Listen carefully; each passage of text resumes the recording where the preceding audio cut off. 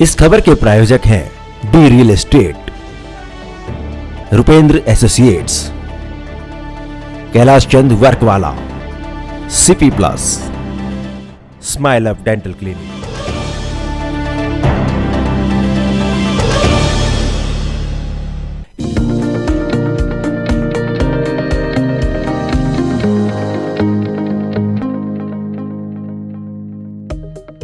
ये हमारे भारतीय जनता पार्टी के दिल्ली प्रदेश अध्यक्ष आदेश गुप्ता जी के नेतृत्व में आज जंतर मंतर पर जो है वो धरना चल रहा है। अब भी धरना चल रहा है। मुझे कुछ यहाँ जोन में जो विशेष काम था, कुछ मीटिंग थी मेरी यहाँ, तो मैं उसमें से आया हूँ। मुझे फिर वहीं जाना है। दिल्ली के जो मंत्री हैं सत्येंद्र जैन जी, जिन्हें जो दिल्ली के मुख्यमंत्री अरविंद केजरीवाल के जो बड़े जो चहेते हैं, और वो चहेते किस वजह से हैं ये हर एक को मालूम है, किस वजह से वो ये चहेते बने हुए हैं।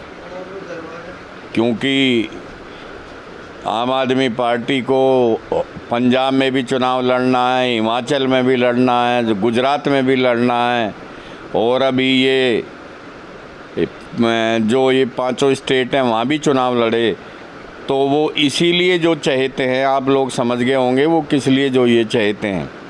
तो उन्होंने जो भारी भ्रष्टाचार जो इसमें जो दिल्ली सरकार में जो ये फैला रखा है, तो उसी में ईडी की कार्रवाई उनकी हुई थी। शिकायत पहले की थी, तो उनकी जो लगभग 4.25 करोड़ की जो संपत्ति जो ना वो जो ना सील की है, कुरुक की है। तो उसी के उसमें हमारी भारतीय जनता पार्टी की ये डिमांड थी कि भाई ऐसे भ्रष्ट मंत्री को तुरंत प्रभाव से उसका इस्तीफ़ा जो है लेना चाहिए। अगर उसमें जो शर्म है तो मंत्री को इस्तीफ़ा जो देना चाहिए, और अगर जो मुख्यमंत्री में अगर कुछ भी जो शर्म बची है दिल्ली की जो जनता की, अगर उन्हें थोड़ा सा भी ख्याल है, तो ऐसे भ्रष्ट मंत्री का तुरंत इस्तीफ़ा जो लेना चाहिए। इसी विषय पे हमारा वहाँ धरना ये चल रहा है।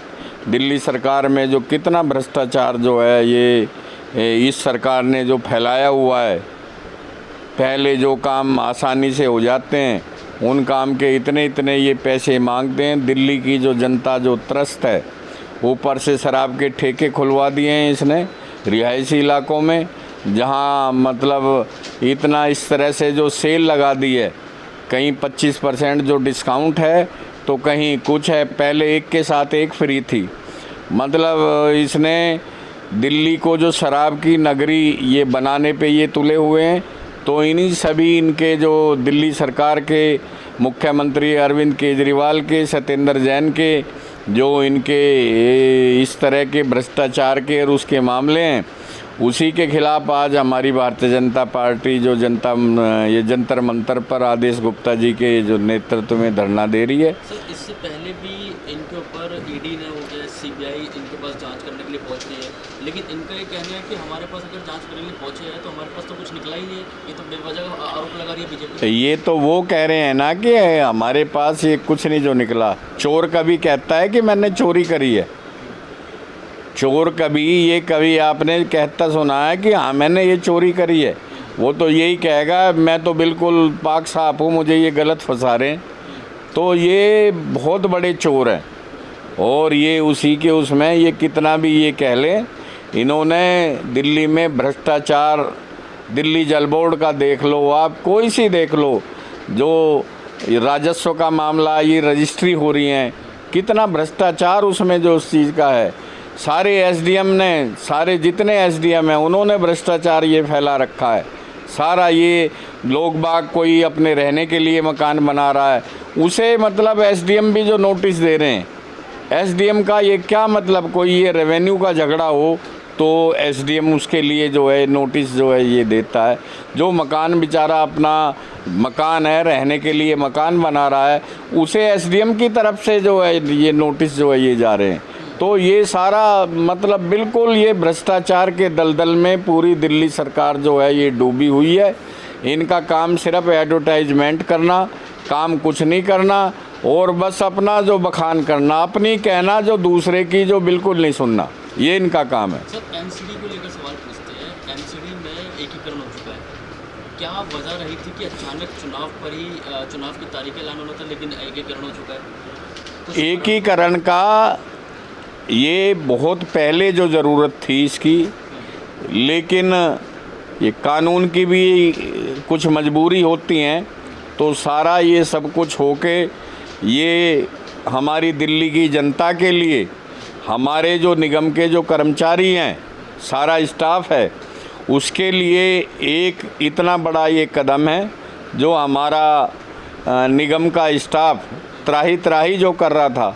3-3 महीने की जो ये सैलरी नहीं मिल रही थी, हर आदमी को खाने के लिए ये 2 रोटी भी चाहिए, उनके बच्चे स्कूल में पढ़ रहे हैं उसके लिए फ़ीस भी चाहिए, और मतलब कुछ किसी ने स्कूटर मोटरसाइकिल अगर लोन पे ले लिया उसकी EMI भी उसने देनी है।